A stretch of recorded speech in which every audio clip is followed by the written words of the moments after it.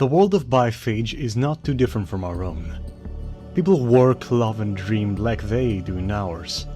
But beneath the veneer of the modern and the ordinary, great powers at work pull at strings real and immaterial, moving the world in ways we could never comprehend. There's something wicked, something old, something evil, running things from the shadows. And it has taken control.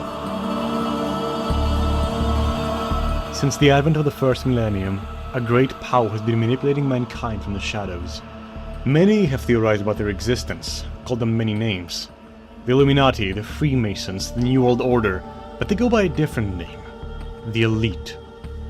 Like a vizier to a sultan, a counselor to a king, they have run things for centuries from behind the scenes, manipulating events to fulfill an agenda that no ordinary human can even comprehend. From the smallest incident to the greatest disaster, all they're making. The elite are manipulators, never directly interfering unless absolutely necessary. More often than not, nudging things and people to their desired outcome. At the dawn of the 21st century, after decades of societal awakening and change, the common people got close to the truth. Too close. And in response, the elite unleashed a plague to weaken the dissenters, to make them complacent. But the ailment did more than just that. The orange rot, as it came to be known, rendered flesh into nothing. It made once strong and healthy humans into living skeletons, their muscles deteriorating and their skin tearing at the seams. It was too good at what the elite wanted to do, and they needed a solution, a cure, before things got too out of control. And who would be the best to experiment on but those forgotten by society, whose absence nobody would feel, the homeless and the faceless? An experiment they did, conducting clinical trials in black sites away from prying eyes, where countless people died in service of a cure for a manufactured plague. Eventually, the cure was successfully made, but the deaths to get to the cure were countless. Many such lab rats spawned great and rapidly growing tumors on their bodies, contorting them into masses of flesh. Their vitals showed no signs of life. Their bodies may have died, but not the tumors born from them. They continued to grow. They combined with each other. They remembered the hatred, the fear, the pain. And from this combination, a new life form was born. One born from malice, and who could only think of malice. Not a being, but a system of living flesh that learns, grows, and spreads. The manufactured god. The elite tried studying this new entity, but its unpredictable nature led to its eventual escape, leaving corpses in its wake and no trail of it behind. Yet, it wouldn't take too long for it to re-emerge, and for the elite to take notice. Years later, underneath Rome, public workers found strands of flesh across the sewers of the city, all converging to the same point. Soldiers and agents sent by the elite to investigate this mysterious phenomena disappeared, and no one could get close to the source. Eventually, one brave squad of soldiers was able to get deep enough to discover a large, breathing, and beating heart that consumed all biomass it touched and kept on growing. Worse, it was part of a greater network, one that spanned from sea to sea, from continent to continent, and was born off the manufactured god. The manufactured god itself, however, was nowhere to be found.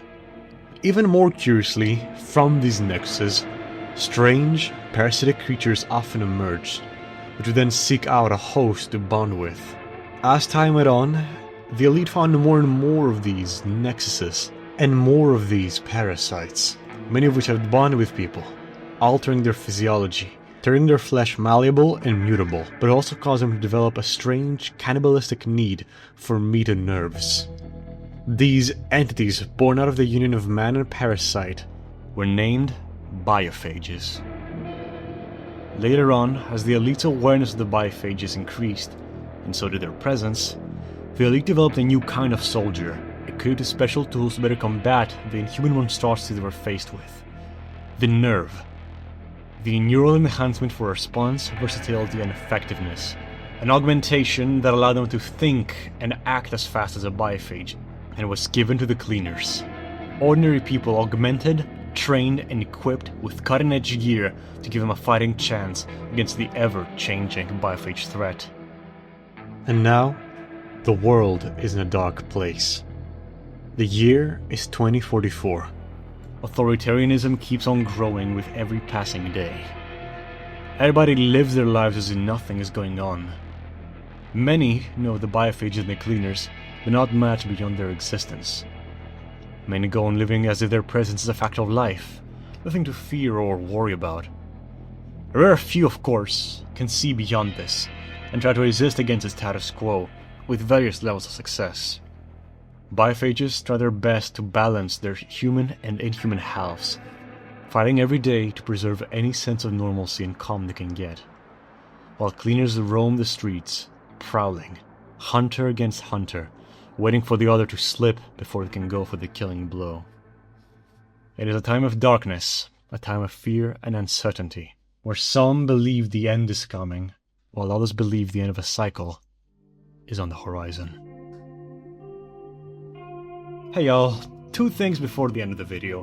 One, I want to thank all of you again for the support for Bifage, and the nearly 2,000 followers in Kickstarter at the time of writing, and nearly half as many on Discord. Second, I hope you liked the video. It is a bit more narrative than the other videos I made for Bifage, and I plan to make a few more, including some shorts that delve into more specific parts of the setting. Please tell me what you think in the comments, and I'll see y'all on the next one.